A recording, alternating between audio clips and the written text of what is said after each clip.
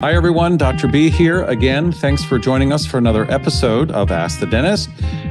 You no doubt recognize our guest today. We're going to be talking about probiotics and as it relates to everything else, as it relates to the oral microbiome.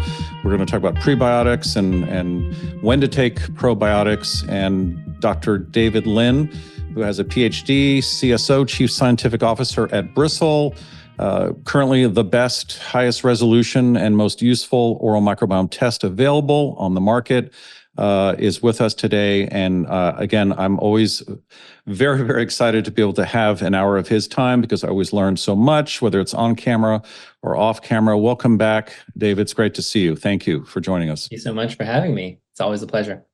So I guess I'll announce it now, and some of our followers and customers already know this, but FYGG and Bristle are collaborating, and you no doubt will see this or have seen this on our website.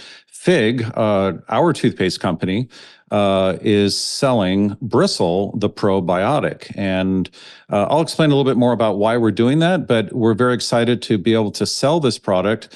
A little background on what I was saying about probiotics back in the early days of the oral microbiome. There just wasn't a good product out there. There wasn't enough research. And I was really pushing prebiotics, i.e. food and fiber, because I knew that worked. And there was, I never recommend something if I can't see the science behind it. The good news is that when Bristles came along a few years ago, and with all the research that they have done, they have come up with I hesitate to use this word, but it's a cocktail of the right bugs, the right ratio, the right numbers, the right types, and it's a probiotic that has a scientific basis of efficacy and therapeutic effect. So instead of recreating something that already is fantastic, FYGG asked Bristles if we could sell their probiotic, and it's happened. It's available on our website. We do have a code. I'll put it in the show notes. I think it's ATD15, but look in the show notes to make sure that that's actually the code. It's a 15% discount on buying the Bristles probiotic. But the reason we're talking with David today, again, he's the expert on probiotics. We really want to kind of flesh out all the questions that we think people have and that we have heard from followers and patients on probiotics. So first, David, can you kind of just quickly define, give us a summary of what is a pro, what is a pre, what is a post, and what is a synbiotic? I think a lot of people, and by the way, we've talked about this before in depth. I'm going to put the show notes in that. That was our weed, feed, and seed episode, but that you can definitely go to that. But we're going to start off with a summary of what are probiotics and what are all those other biotics that you hear recommended for oral microbiome health. Absolutely. So just going over definitions, synbiotics, I think typically are referred to as a cocktail, like you said, of both prebiotics and probiotics. And the reason that's important is because prebiotics basically change the environment. And then probiotics are the species themselves. So these are bacteria that they can either colonize the mouth or they create these compounds that may also alter the environment to help other species kind of grow and improve the microbiome. And so just in our case, in this particular case of the Bristles probiotic, we've also added in the only prebiotic we could really get into the tablet is Xylitol, which is just a molecule that can't be fermented and actually prevents fermentation of sugars, so that reduces kind of the acid production in your mouth, which protects your teeth. And then what we wanted to add to the probiotic was arginine, but unfortunately there just wasn't space in the tablet. Otherwise the tablet would be massive to add the amount of arginine that we wanted to put in on top of the kind of the 6 species or the 6 different strains that we put into our probiotic. Right. So why these 6 species? These are different types of bugs. I mean, why not 7? Why not 4? Yeah. I mean, what's the magic bullet there or cocktail? Why this cocktail? Yeah. So this cocktail was kind of specifically formulated for people who came to us who had trouble with their gum health. So we find that in sequencing the microbiome and in analyzing people's health, that the most common issues were gum issues. So 50% of all Americans have gum disease. Hopefully it's only gingivitis and it's reversible, but I think a very high fraction of them is actually periodontitis. And what we did was we did research into basically every clinical trial we could find and every species we could find and how it affects the oral microbiome, how it affects long-term health.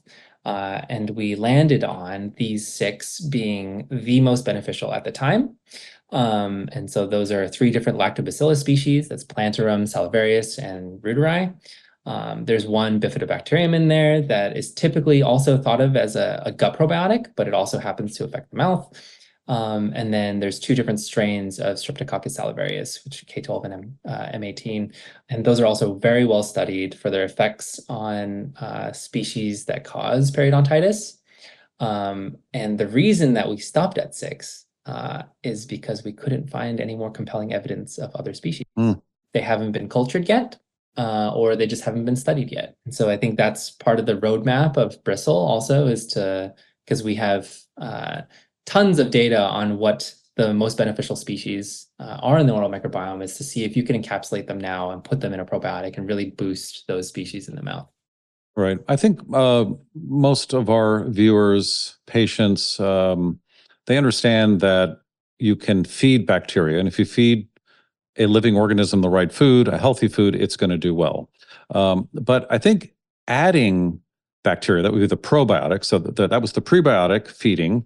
Then if you add something that's a probiotic, how does, and again, pretend you're explaining this to, if you had a 12-year-old kid, how do you explain that to them by adding a certain kind of bug, and then not only one bug, but several others together? How does that in itself help the bugs or the oral microbiome, in this case, in the mouth? Yeah. So I guess we can always go back to the garden analogy because it's the one that's most relatable. And it turns out that some plants like other plants. And so there's some species in the mouth that create biofilms that are just more habitable by other beneficial species. And so if you just look, for example, in your own garden, there are certain types of weeds that will grow in certain places in your garden. If you replace those, if you're able to pluck them out and instead plant a flower there, then next time the weeds don't come back. And so in a very similar fashion here, we're planting certain types of trees and we're fostering an environment that allows the flowers around them to grow, which then prevents the weeds from coming in. Right. So real quick, the primary benefits of a prebiotic for the oral microbiome is what? And how do the prebiotics actually feed? I guess I answered the question partially. How do the prebiotics feed beneficial bacteria? I mean, what that word feed is confusing to some people. In some cases, it actually does directly feed, not in the same way that it feeds like a person and gives them calories. Right. But let's take, for instance, arginine as a prebiotic. Arginine is broken down by very specific types of species that can break down the arginine and turn it into compounds that will neutralize acid or that will increase the process of remineralization on your teeth. And so there's certain types of Streptococcus species that specifically love arginine. And by feeding them arginine, you're boosting their ability to do such a thing. And this is different from another type of prebiotic, which is like xylitol. Xylitol is a very different one in that it changes the pH and it will alter the environment slightly to improve the environment so that acidic species are less likely to grow because they like the environment when it's highly acidic. And xylitol basically increases the pH, very similar to L-arginine, except xylitol isn't broken down. It just blocks fermentation. Right. I guess another way to look at it is, and you touched on that, is that you can add the prebiotic or you can add a bacterium that produces the prebiotic, like L-arginine. I know that there are certain bacteria that produce the precursors to NO synthesis in the mouth, and that's important. So I guess, I guess we might as well talk about it now. what's better? I mean, obviously a combo would be better, but what has the biggest effect? The prebiotic, just adding the actual or allowing the bugs to survive so that they can do their job, or adding more bugs that have this capability? Is it one and the same thing, just a different way of doing it? And is there a synergy? There is a synergy, absolutely. What I like to say is it depends on the oral microbiome. So in some cases, people completely lack these species, right? And so even if you give them prebiotics, it won't boost those species because they basically don't exist in the mouth. Right. And so you're jumpstarting it by giving them the probiotics, but you pretty much always need the prebiotics. Yeah. There's no replacement for, improved diet, improved nitrate, Right. or arginine. There's just no replacement for it. Right. Maybe in the future, but today, the entire environment in your mouth is dependent on the things that you feed it. So I guess the final conclusion is you can add as many bugs as you want, but if the food for them or the environment isn't correct, then you're wasting your time and your money. Yep, exactly. Right. Okay.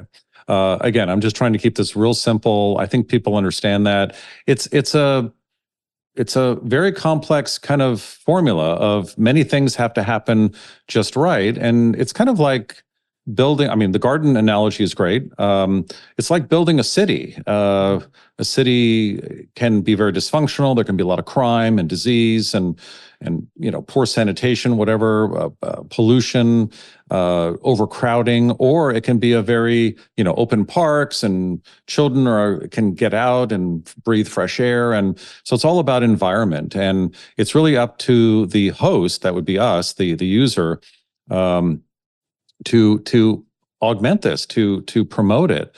And I think the example would be if you're eating a lot of junk food and you're missing a lot of the right bugs in your mouth, not only will you have oral disease like decay and gum disease, bad breath, and even oral cancer, certainly changes to the oral mucosa, then it really, even systemic, and then leading to systemic issues, then that's something that we have control over. And probiotics play a big role in that equation. But taking probiotics alone, just to be clear, and I think you've made that point very clear, this is not a magic pill or a silver bullet by any means, right? There are no silver bullets. Everything relies on routines and regimens and good habits. So let's talk about the specific strains real quickly, because I don't want to nerd out too much. We'll lose a lot of people.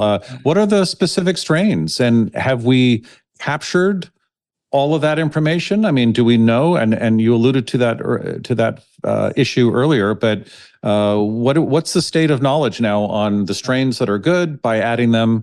And even if we have small populations of them in the mouth, and this can all be fleshed out with testing, with a Bristol test, for example, because they're testing for all the bugs in the mouth. I mean, the raw data is available on the test. If you're a practitioner, for the patient, it's pretty clear with these nice, beautiful colored bar graphs. If you're low in a certain type of bug that is beneficial, then it makes sense that you would have to add to that or start feeding it, most likely both. So what are the beneficial strains? What are you looking for when you see a test? Yeah, I think it depends on the health status of the patient. Just for instance, if someone is very prone to cavities, my first thought is they're probably lacking Streptococcus species that break down the arginine and turn it into an acid neutralizer. Or they have too many acid-producing species, which is actually very common, probably because we feed ourselves so many processed sugars and it makes it very easy for them to grow.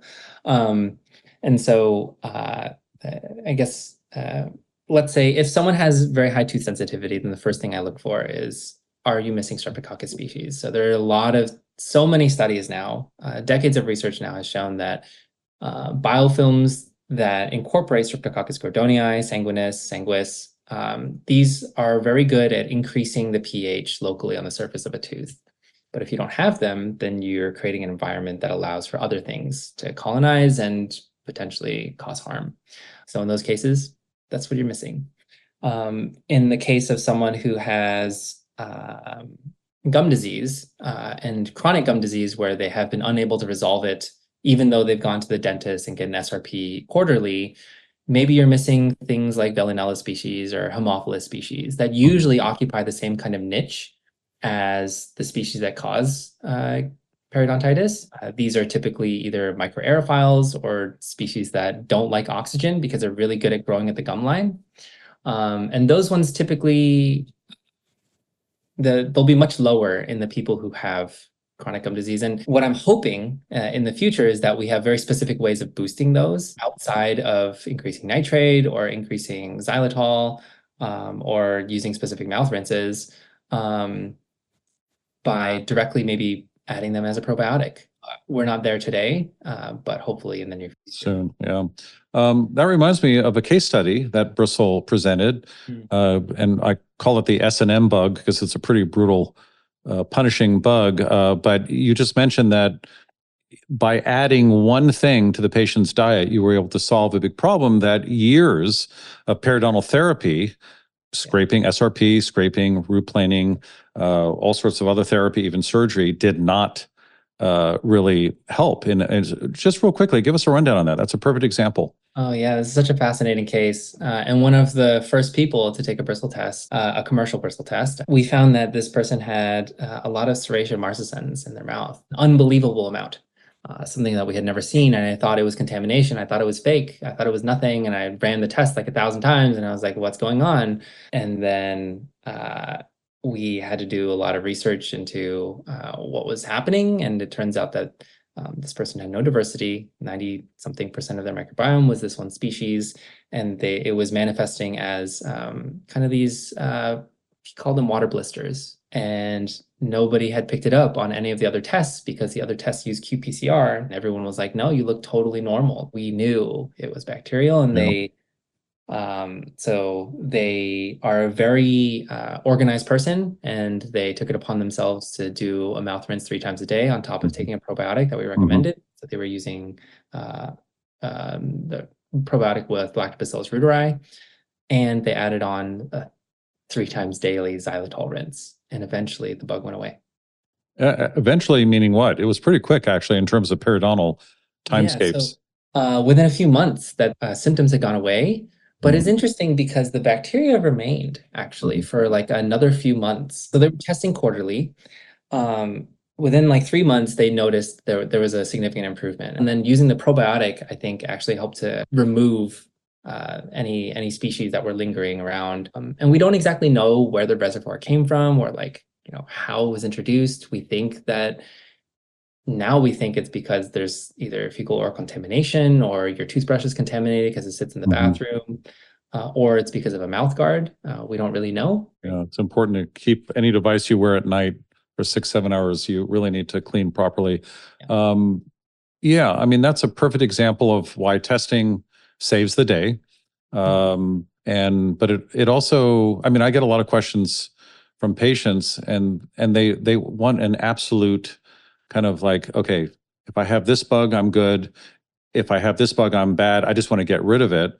But as you said, this serraceous marcescen bug was still present, but the symptomology had gone away. And it's really not about, I mean, how many bad bugs are present in our mouth at all times? I mean, we've got the S. mutans, we've got the P. gingivalis. These are all the things that can actually cause systemic diseases, and we never knock them down completely.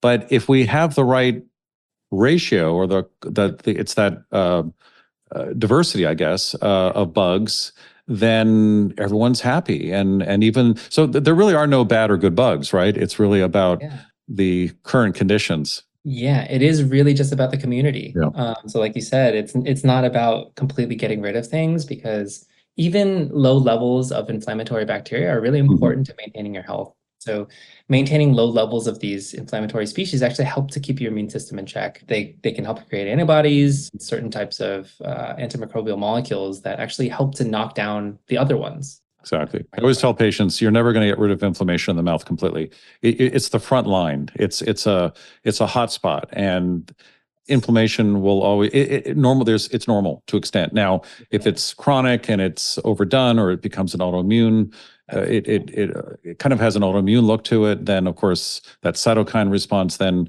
we're in trouble. So okay, well, that's I hope this is helpful. It's so important. it's important to understand that it's very complex, and I think AI is going to be your best friend soon, David, at some point. I mean, this algorithm is very complex, and then there's a lot of variability from patient to patient. So let's talk about now we're heading more towards probiotics.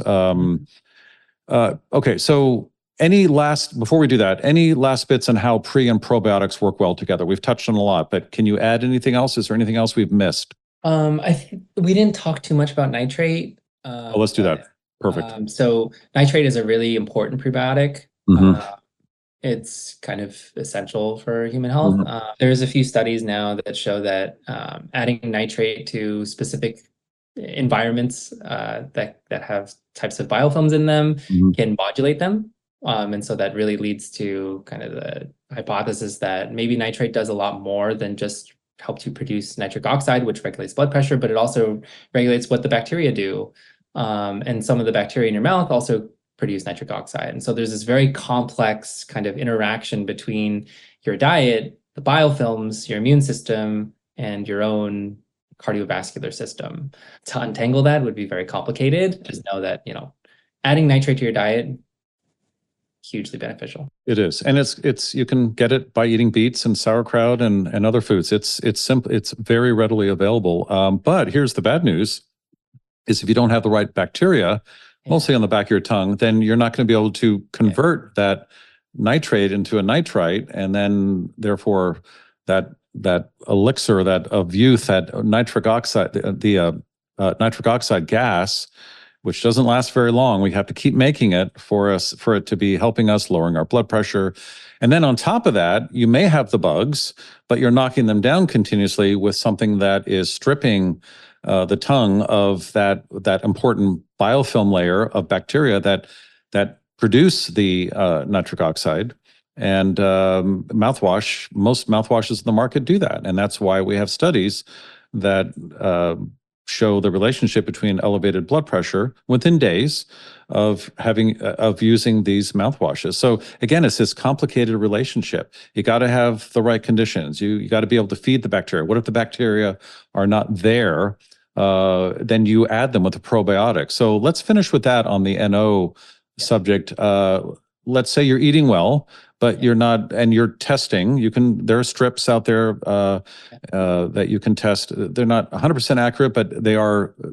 There's a brand out there that I like that I'm going to be discussing soon that I really like. I've tested a lot of them, and you can see the direct correlation in the rise in NO after eating the right diet within 20, 30 minutes of having eaten that diet. And so talk more about that.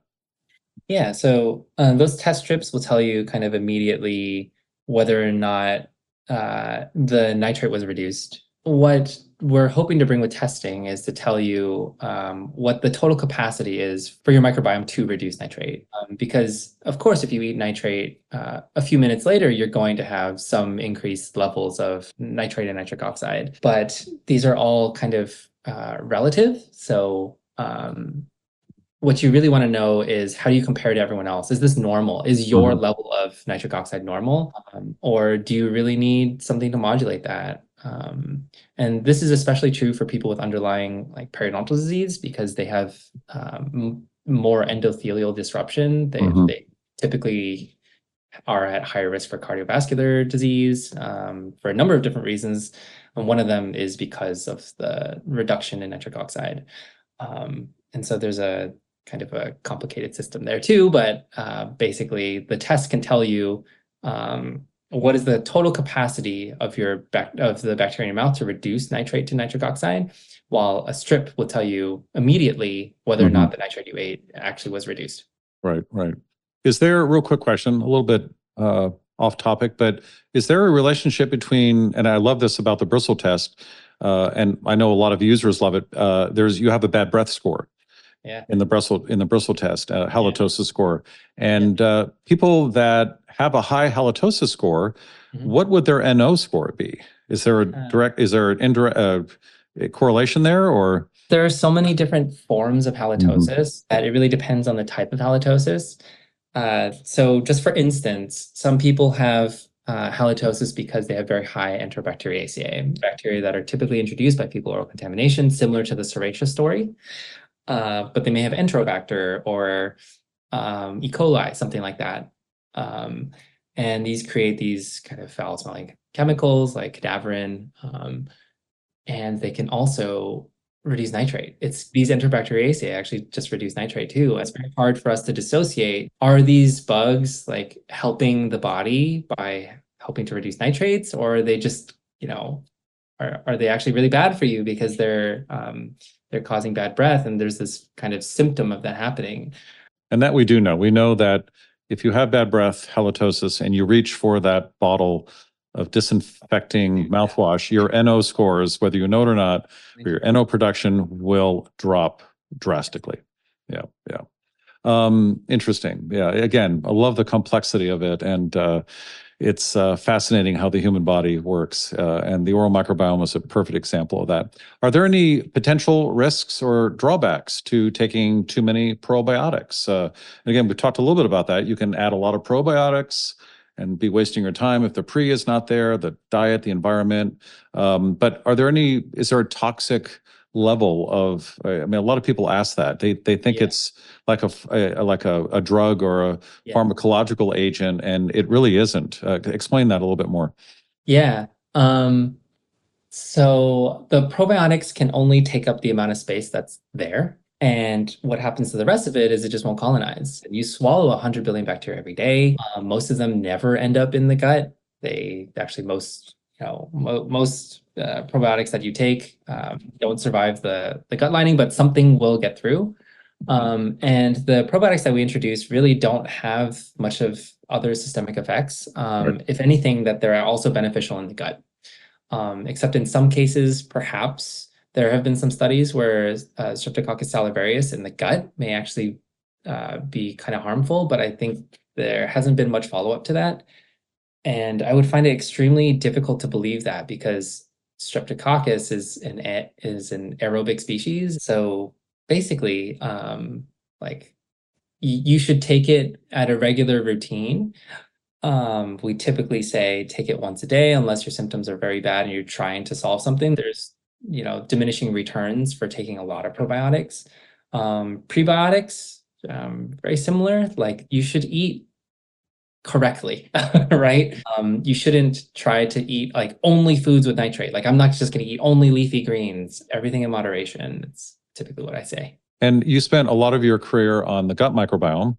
And thank goodness you became interested in the oral microbiome. But I have people asking me if taking a probiotic for the oral microbiome, does that have a negative or positive effect on the gut microbiome? Talk a little bit more about that. I mean, we know that there's a connection, but I think it's an important thing to piece out for viewers here. So this is a really good question. And the gut is just one long tube. And it turns out that inflammation in the mouth can also lead to inflammation in the gut. So people who have periodontitis are at increased risk for IBD and Crohn's disease. And we think this is the case for two reasons. One is that bacteria in the mouth can traverse, and we know that fuso sometimes ends up from the mouth all the way in your gut. There's a recent study that says very specific strains that cause increased risk of colorectal cancer. And then the other thing is that the inflammation in your mouth actually trains the immune system in your gut to attack things that it normally shouldn't. And so if you're overinflamed in the mouth, then you're basically causing inflammation everywhere. And so probiotics in the mouth, if they can modulate, which they do, they modulate the inflammation in your mouth, they reduce that, then you will inevitably improve your gut health too. Yeah, I think we have to stop looking at the mouth as the mouth, and that's a separate biome from the gut microbiome. They're all linked. It is one long tube, but that mimics the division between dentistry and medicine. And I would say there's debate as to where that line is drawn. Nasopharynx, velopharynx. At what part of the throat does medicine take over? And it's ridiculous that, exactly. It's ridiculous that we have that conversation. But as you just said, it's all one system. And obviously a healthy oral microbiome is good for the gut, and vice versa. You got to have a healthy gut microbiome if you're expecting good oral health and a healthy commensal oral microbiome. I think we can kind of get into some of the practical tips now and try and preempt some of the questions that people will have. Let's talk about the ingredients. What are the ingredients of the Bristle probiotic? A lot of people ask. Most of the questions come on xylitol. I'm a big fan of xylitol. There's erythritol just got a bad name, but that's in food. It's being swallowed. It's being ingested. These wood sugars are not, I mean, the body doesn't really digest them, and that's not necessarily a bad thing. Xylitol is an amazing thing in dentistry on so many different fronts, and plus it tastes great. There is some absorption of it, but it's not the same as being swallowed. So what would you say to someone that says, oh, I'm not going to pick a product that has xylitol in it? I mean, I feel bad for them because they're missing out on so much, but how would you reply to that? I would say we are very lucky that xylitol tastes good. Yeah. Xylitol is an incredible compound in its effect on carcinogenic species. And it's really amazing that we even discovered this because it happens to block fermentation pathways in ways that other molecules don't. And, 100 years ago, we wouldn't even need xylitol because we never ate processed sugars. That just didn't exist. Like we would eat normal food, farm to table. But now, you can buy crackers off the shelf, and pretty much every food just has high fructose corn syrup or any just plain starch. And so now we need a tool like this to really help reduce fermentation in the mouth. Xylitol happens to be one. Side effects, almost none. Absorption is basically zero. And there hasn't been any published negative effects, the same way that we've seen negative effects for, things like certain types of dyes, food coloring dyes are also banned. So xylitol is an incredible molecule. And of course, there are some people out there that think that if it's bad for my dog, it's got to be bad for me, right? Dogs are allergic to chocolate. Right. They don't have the same digestive system that we do. And it's not an indication of anything serious for human consumption. Humans are a lot more complex, and we have different diets. I mean, if we ate what our dogs ate, that would harm us as well, right? That would be horrible. We need more fiber, right? We need more fiber. It would be horrible. Not to mention the distress of having to eat that kind of food. Although dogs probably could be eating better. We're not doing a good job on that. Okay, so let's any other ingredients that you think people see it and they're like, I just can't do that, and they're missing out on the benefits of a healthy, oral and systemic good health. I mean, just because of something that they read about. Yeah, we can go directly through our ingredients list, and I can just read them off. The first is xylitol, which we just talked about. If people mention that xylitol may affect their gut, that they feel like they're sensitive to xylitol, this isn't a pill you swallow. This is something that coats your mouth. And you typically don't ingest almost any of the xylitol. It's just like a toothpaste. The second thing is inulin, which is just a fiber. This also helps to basically keep the tablet together. And it has positive effects in the gut. There's a lot of studies that show that inulin boost the levels of bifidobacterium, and it's a certain type of fiber that's digested by those. Another emulsifier, a cellulose, another backbone, so the inulin, and then the remaining things are silica, which is just a natural molecule of magnesium, and a peppermint oil. Oh dear. I mean, it's hard to make a tablet. It's hard to make a toothpaste. I mean, people have very high expectations. They want the product, but what they don't realize is that it's very difficult to keep all the proper ingredients in solution or in a tablet, and to prevent it from spoiling or drying out or desiccating. Hydroxyapatite needs a very specific formula, or it has to be held in solution so that the uptake is better. It's the same for the probiotics. Let's talk about the practical aspects now. So you touched on one. This is very important. How do you recommend people actually do this? Do they swallow the pill whole? I get these questions. Do they chew on it and spit it out? Do they let it dissolve? What part of what what side of the floor of the mouth is best? I mean, I get all sorts of questions, all great questions, but what is the optimal way to take probiotics? Time of day, let's talk about that. Before a meal, after meal, before brushing and flossing. What does the science tell us in terms of uptake and efficacy with probiotics? Excellent questions. So the science says, well, I'll say this broadly. Okay. The science says that after you do your tongue scraping, brushing, and flossing, you take the probiotic. That's when it has the most maximal effect. You've basically weeded and you're feeding the hopefully you have probiotics and hopefully you have a prebiotic in your toothpaste. And the probiotic will then just sit on top of this new environment. And you shouldn't go out and have a drink right after that or eat a meal. No. How long should you wait for?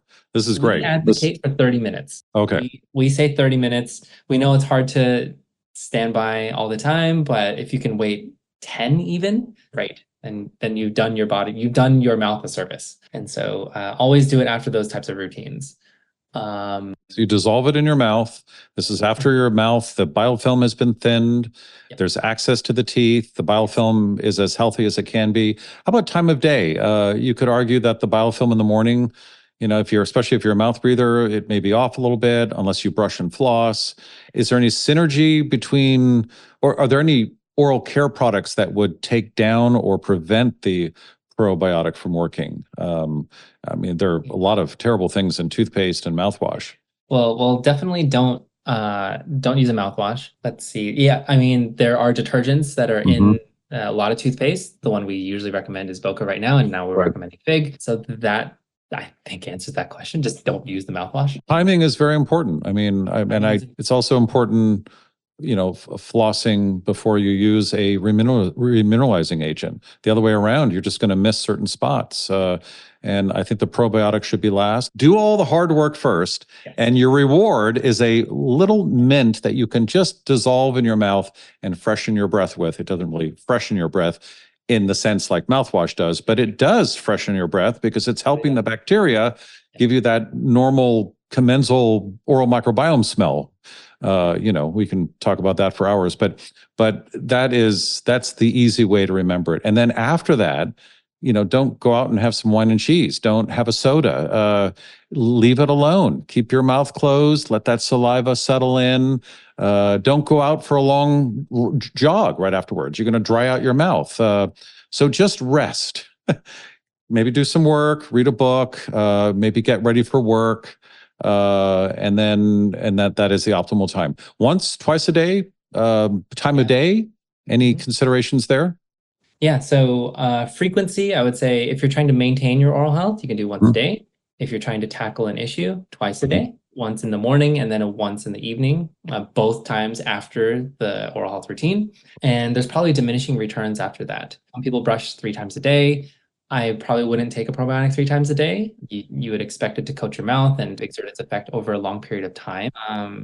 We also don't really advocate for twice a day in perpetuity. It's twice a day for like 30 days, and then you can do once a day and you see how you're doing. You take another test and you find out, you go to the dentist, you find out how your gums are doing, and then you go from there. Time of day? Time of day, I usually say before you go to bed. In the nighttime, that's when your microbiome typically gets back to its equilibrium. I think that one bit of advice is huge. Yeah. And that's when the body is, that's when the liver turns on itself and cleans itself. That's when the brain shrinks and gets rid of a lot of its toxins. And I think that's how we have to think of it. This is a repair and nourishing phase right before you go to bed. Obviously, your mouth is closed, hopefully, and you're resting. Your tongue isn't thrashing around. You're not eating anything or prone to doing so. Perfect. I love that. That is great information. So that should be the regimen. And that will help from a behavioral standpoint. It'll help people to floss, brush, tongue scrape, because they don't want to waste the money on taking a probiotic. So you shouldn't just be popping probiotics, I think is the lesson here. And it's not a magic bullet, but used in conjunction with a good oral care regimen, good diet, healthy living, it could be the thing that takes you over the top that solves the issue. very much like that case study we talked about, although that was xylitol, but that is in the probiotic as well, and that is a prebiotic. So this will be very helpful for a lot of people. Does everyone need to take a probiotic? What if someone doesn't have cavities, no gum disease? They've tested with Bristle. Everything's in the green zone on the testing. What would you recommend? I mean, Yeah, I would recommend save your money. okay. I like it. Why are probiotics so expensive? I get asked that a lot. A 30-day supply is it's about $1 a day, right? They are not easy to make. Exactly. It's not easy to make at all. There are live cultures in there that have to be dried a certain way for them to preserve their functions. Formulating a tablet, especially something with xylitol and clean ingredients, not easy. It's much easier to make toothpaste. Any other form that probiotics can be included in? Will there be a mouthwash? Will there be a can it be included in food? I mean, there are probiotics in food, by the way. That's why I eat sauerkraut every day. I mean, it's a prebiotic, but it's also a probiotic. But anyway, how there are a lot of people that don't want a mint flavored tablet. Yeah. What are other ways you can get a probiotic, or will there be another way? So there are some manufacturers where you can find these as powder ingredients. I don't think all of them you can. I know for certain Lactobacillus salivarius you can, where you can make your own cocktail. Putting them together in this kind of formulation with these 6, I don't think it will come in another form factor for a while. We would need to do a significant amount of research to get that done, but hopefully in the near future. Right. I guess my last question is, and this is my question, no one asks me this question, but when I'm using a product, I really want to know obviously I want to know that it's the best, but another way to ask that is, how is the Bristle probiotic different than any other? Because there are a lot of probiotics, oral probiotics, or gut probiotics. Some of them are a waste of time. Some of them aren't made correctly. You've got the refrigerated form, which we know is controversial, very expensive with billions of bugs. And what makes the Bristle probiotic unique? So the reason that we made it in the first place is because I had gone through every commercial probiotic and I looked through all the species. And pretty much all they did was they took gut probiotics and repackaged them into an oral probiotic, and none of them did anything. We have species that no research, no one has ever found any beneficial effects, and I didn't want people wasting their time. I wanted to make a product that I really thought would help people, and that's how we came up with these 6. I wish the other companies had done their research ahead of time. Unfortunately, a lot of the species are just garbage. Well, that's the dirty little secret in the business of probiotics, mostly for the gut. But there is very little research, and you're one of the few people that have done research. Also, if you just reformulate gut probiotics for the mouth, it's not region specific. The mouth is a vastly different environment. As you mentioned earlier, it's more, it has areas that are rich in oxygen, where the gut is mostly anaerobic, and not as much oxygen or no oxygen. So you can't do that. That's not right. That's very misleading and also you're wasting their money, and you could actually be making things worse. And that's why I always say the same thing over and over. That's the beauty of the Bristle test. It gives us all that data so that anything we try in the mouth, which we've been doing as dentists, kind of here and there for centuries without really knowing what we're doing. Well, we know what we're doing. Actually, we don't know what we're doing, but we're hoping that we're doing the right thing. And then eventually we get to a point with a patient that we do see some results, but not always. And it takes such a long time and it costs a lot of money. And the poor patient, it's better to have raw data that you can actually see change. You can get tested every week if you want and see what the results are after an SRP. That high resolution data from the Bristle test is so useful, and it's given us the best probiotic on the market. And you're right, it is the Wild West out there in toothpaste land, but also in probiotic land. And that's why, again, we're going back to the beginning of this episode.